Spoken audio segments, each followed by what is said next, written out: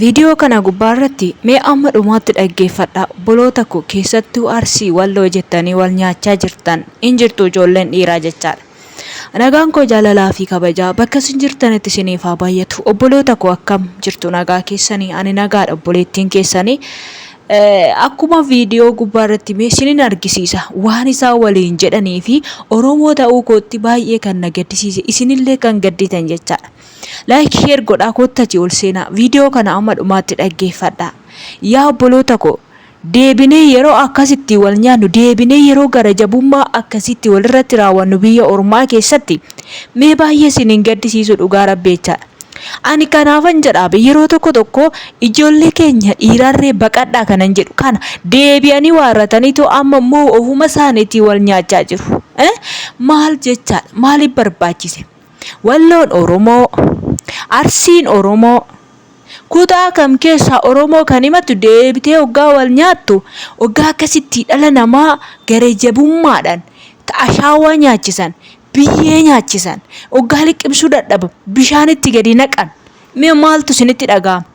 Bara dargii jedha sana harma muraa jedha sana harka muraa jedha sana jiraa nama kan lafarra gotote inni ormayyuudha jechaadha.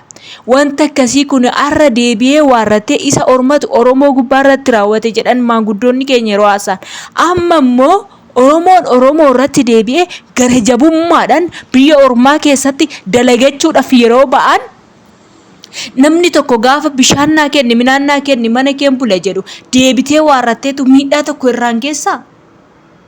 Ani kanaan beekan na dhibu afaan tokko dubbachaa amantii tokko dubbachaa amantii tokko waaqeffachaa deebi'anii waarratanii hoggaa wal nyaatan mee maaltu isinitti dhaga'ama dhugaa rabbeechaa? Viidiyoo kana amma dhumaatti dhaggeeffadhaa itti asin dabarsaa waan isaa waliin jedhan. Iro rabbiis qabeeti gurra irraa kutti bittis gosa kiinaarra hori jala taate kijba dhiisa qaaqaa dhiisi irra sirbisu baatti kasa akkasi mataa Kinar kabarda. wallahi irraa kutaa warra balkaaba gurra irraa cira Ina jabo. Fincila. irraa cira gurra irraa cira waa takka dhiisa dubbi bira Fincila na dhaggeeffadhu gurraa miti ani TikTok gubata malee boqosi fuula duratti amma irraa kutaa na dhaggeeffadhu fincila yeroo takka.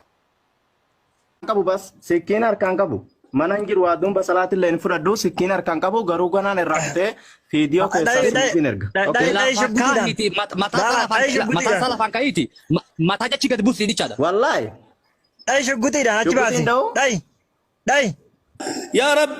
يا ربي قرتي أجايب قدرة يا ربي رتنا قرسيس يا الله يا ربي رتنا قرسيس يا الله يا ربي رتنا قرسيس يا الله هذا بيتك يا الله هذا حرمك يا الله يا ربي هندن ديتا دجي لسان كيست ظلمي دلقن كن دجي لسان كيست حرام دلقن تن دجي لسان كيست أكنت معسيا حقنا قوكنا دلقن كن يا ربي دجي تيت يا ربي هندن ديتا يا ربي ظالم توتتنا يا ربي كب يا ربي ظالم توتتنا يا ربي كب يا ربي ظالم توتتنا يا ربي كب ظالم توت أكنت قرتي إجولة قرتي أكنا ميدا جرن إجولة أكنت قرتي ركيسا جرن تقرا يوانيان تقرتي قرا وفيتي يوان قبل أكنت ميدا جرن كان يا ربي هندن ديتا يا ربي ظالم توتا كنا قب يا ربي ظالم توتا كنا قب يا ربي يا الله يا ربي يا الله يا رحمن يا قهار يا جبار يا ودود يا ذو العرش المجيد يا ربي هندن ديتا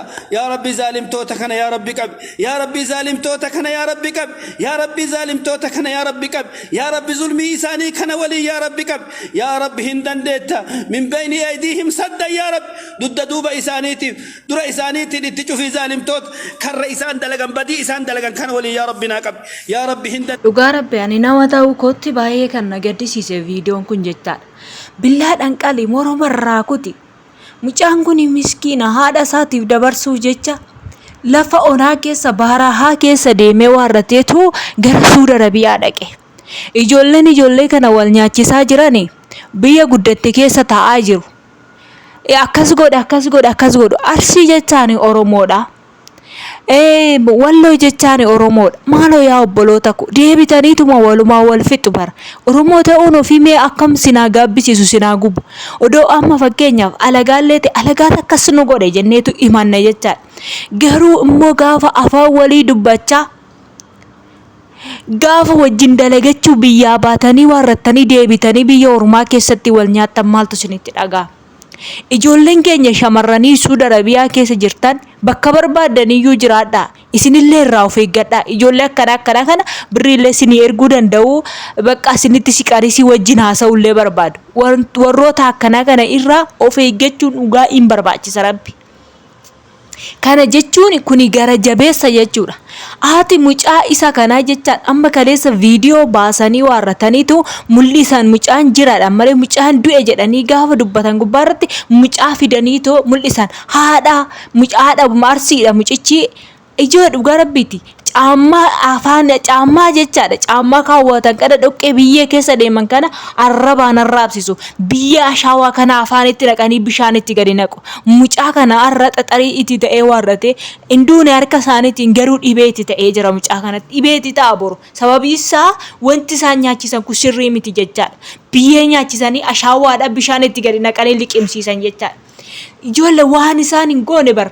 Dhugaa rabbi waan mucaa kanarratti dalagan deebi'anii ijoollee walloos immoo walloo irrattis wanti dalagame walumaa deebitanii walirratti dalagdanii yaa Oromoo. Saddam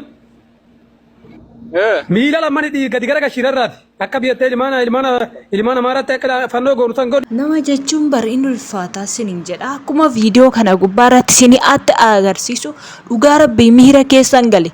Nangedde baay'ee tokkoon gaddi imimmaan kan buuse kalee yeroon argu keessatti mucichi du'eera jedheera yoo poosti godhan garuu immoo gaafa isaan liiv irratti fidaniitoo hin duune jira jedhanii warratanii yeroo mucichi san argisiisanis baay'ee tokkoon gadde.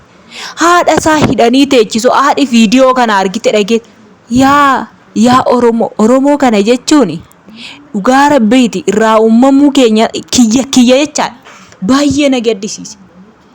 Awal fixu nuyi biyya keessa kan wal fixu nuyi biyya alaa gubbaarratti bakka hojjetan gubbaarratti kan wal fixu nuyi gara jabummaa nuyi walirratti raawwannu dhugaa rabbiiti. Ijoollee shamarranis gara jabummaa kan irratti raawwatu kan ulfeessee bakkeetti isaan gatu kan waan namaa irratti hojjetu ijoollee Oromooti. Kan birrii isaanii irraa nyaatu ijoollee Oromooti. Oromoo jechaa walumaa galatti irraa fagaadha yaa obboloota ko.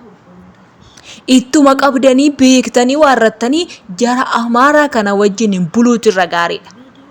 Sababiin isaa namni kun afaan koo dubbata namni kun amantii tokko qabna jechuun baay'ee ulfaataadha. Amantii tokko qabaateedhaaf namni waliin kabaju dhaggeeffadha. Jarri kun amma wallaahi jedhu gara lachuutiyyuu maal godharee wallaahi jechuun ittiin jiraanne afaan qofaadhaan amantii afaanii qofa amantee jirta jecha.